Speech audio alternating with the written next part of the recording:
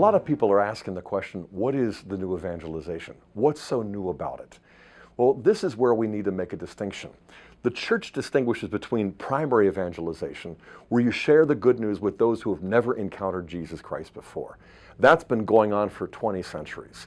Then secondary evangelization is precisely what is meant by the new evangelization, and that is where you're re-evangelizing the de-Christianized, where you're targeting the people who live in formerly Christian lands and formerly Catholic countries and sharing with them a faith that has been nearly lost.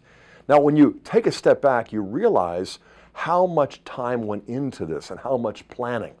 Back in 1979, before John Paul had even been Pope for 1 year, he went back to his homeland of Poland and visited this town known as Nowa Huta.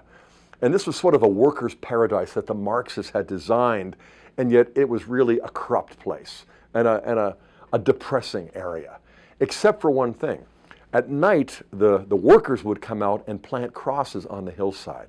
Not dozens, hundreds, thousands.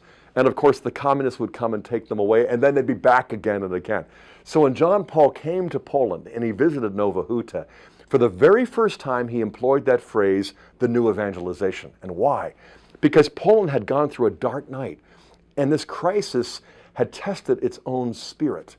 And a lot of Poles had lost their faith. And so what he called for was what was really needed, a new evangelization, to lay hold of the faith and to really prepare to come out of the dark night of communist oppression.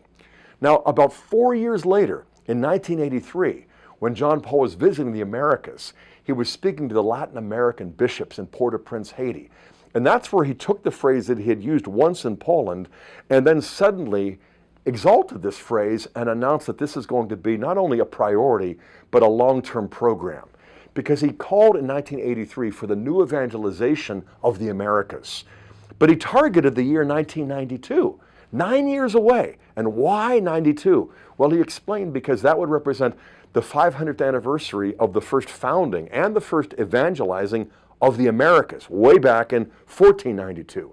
And if you rewind the tape and you go back 5 centuries, you realize that back then, what were the most populous Catholic countries? Well, they were Spain, Italy, France. Fast forward 5 centuries, and what are they now? They're Brazil in first place, Mexico in second, and the U.S. in third.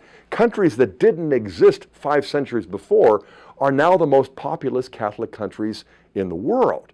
Now, what about those countries that were around and so Catholic 5 centuries ago?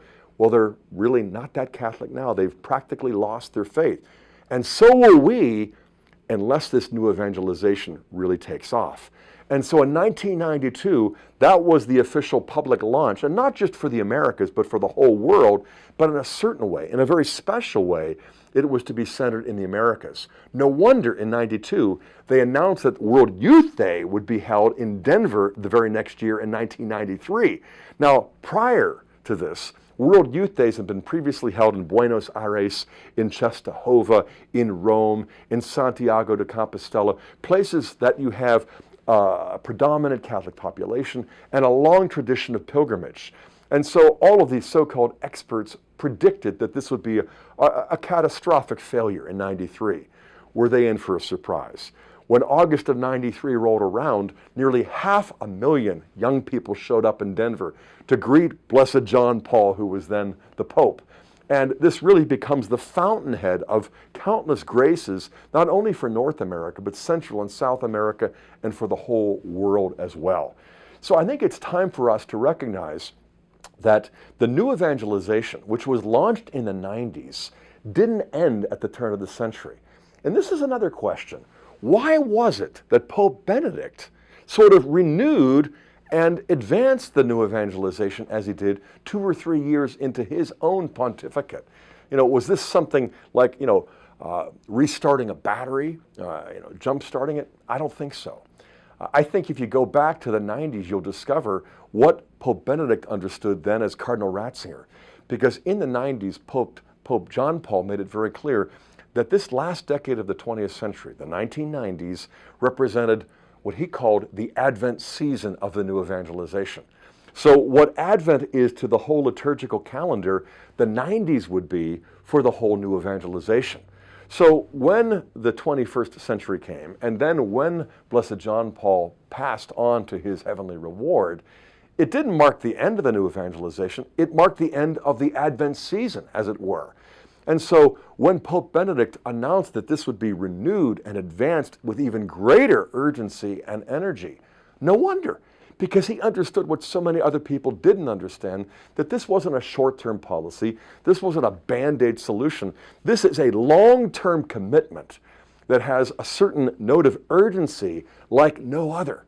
And so I think after Pope Benedict has gone on to his reward, and may the Lord prosper him with many years, but whenever that happens, I think we're going to discover that his successor is going to understand the same priority and extend and renew that same commitment. So what we've got to do is recognize that the new evangelization is not just running a sprint, it's much more like a marathon. It is going to be taking up the better part of the 21st century. And it's not something that is just nice, it is something that is absolutely necessary for the survival of the faith and for the renewal of the church in the Americas and throughout the world.